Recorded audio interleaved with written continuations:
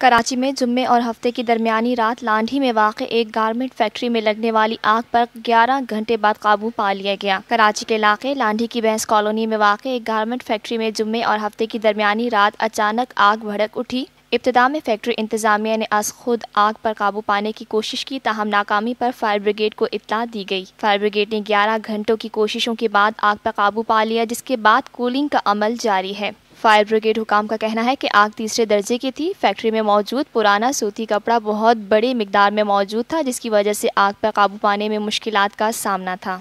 इस मौके पर फायर ऑफिसर ने कहा, जब राब्ता किया तो चौकीदार सो रहे थे। बाहर से ताले काट के उन्होंने पहले खुद कोशिश की आग बुझाने की। उसके बाद फायर ब्रिगेड को तलब किया। हम 3:45 बजे के करीब यहाँ इत्तला मिली हमें, तो हम फौरी तौर पे यहाँ आए। ये है TNN TV। देखते रहिए ताज़ा तरीन खबरें और एक्सक्लूसिव रिपोर्ट्स।